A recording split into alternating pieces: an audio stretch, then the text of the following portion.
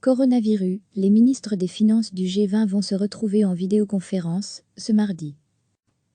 Les ministres des Finances et les gouverneurs des banques centrales des pays membres du G20 vont organiser mardi une deuxième visioconférence, avec pour but de renforcer les mesures contre la pandémie de coronavirus, ont indiqué les hôtes saoudiens.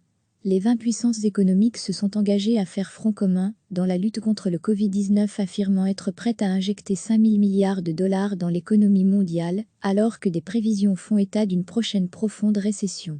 L'Arabie saoudite, qui assure la présidence tournante du G20, a indiqué que cette réunion servirait à faire progresser la réponse mondiale coordonnée à la pandémie de Covid-19 et ses conséquences humaines et économiques. Le président américain Donald Trump, son homologue russe Vladimir Poutine, ainsi que le chef de l'État français, Emmanuel Macron, y participeront alors que les critiques se multiplient contre le G20. On reproche au groupe son manque de réactivité face à la pandémie qui a fait plus de 37 500 morts dans le monde et est contraint de gré ou de force, quelques 2 humains sur 5 au confinement.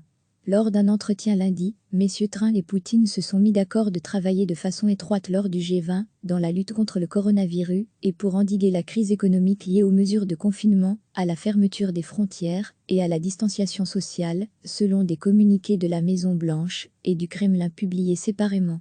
Selon une source chinoise, sur les 5 000 milliards, la Chine, d'où l'épidémie est partie, a à elle seule communiqué le chiffre de 344 milliards, principalement en mesures fiscales. Pour sa part, le président Poutine a proposé jeudi un moratoire sur les sanctions économiques frappant plusieurs pays, dont le sien en raison de la crise économique provoquée par la propagation du coronavirus. L'économie russe a été fortement touchée par la crise mondiale, qu'a entraîné la pandémie, en raison en particulier de la chute du prix du pétrole et par ricochet de celle du rouble.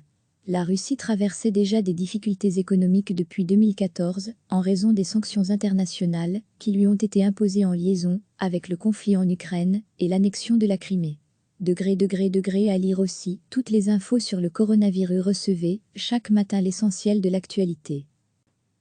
Les ministres des Finances et les gouverneurs des banques centrales des pays membres du G20 vont organiser mardi une deuxième visioconférence, avec pour but de renforcer les mesures contre la pandémie de coronavirus, ont indiqué les hôtes saoudiens.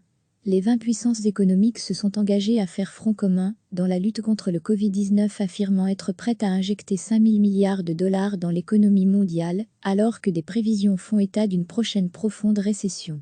L'Arabie saoudite, qui assure la présidence tournante du G20, a indiqué que cette réunion servirait à faire progresser la réponse mondiale coordonnée à la pandémie de Covid-19 et ses conséquences humaines et économiques.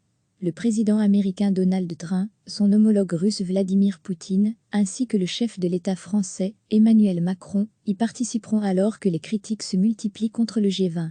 On reproche au groupe son manque de réactivité face à la pandémie qui a fait plus de 37 500 morts dans le monde et est contraint de gré ou de force, quelques 2 humains sur 5 au confinement. Lors d'un entretien lundi, messieurs Trump et Poutine se sont mis d'accord de travailler de façon étroite lors du G20 dans la lutte contre le coronavirus et pour endiguer la crise économique liée aux mesures de confinement, à la fermeture des frontières et à la distanciation sociale, selon des communiqués de la Maison-Blanche et du Kremlin publiés séparément. Selon une source chinoise, sur les 5 000 milliards, la Chine, d'où l'épidémie est partie, a à elle seule communiqué le chiffre de 344 milliards, principalement en mesures fiscales. Pour sa part, le président Poutine a proposé jeudi un moratoire sur les sanctions économiques frappant plusieurs pays, dont le sien en raison de la crise économique provoquée par la propagation du coronavirus. L'économie russe a été fortement touchée par la crise mondiale, qu'a entraîné la pandémie, en raison en particulier de la chute du prix du pétrole et par ricochet de celle du rouble. La Russie traversait déjà des difficultés économiques depuis 2014, en raison des sanctions internationales qui lui ont été imposées en liaison avec le conflit en Ukraine et l'annexion de la Crimée.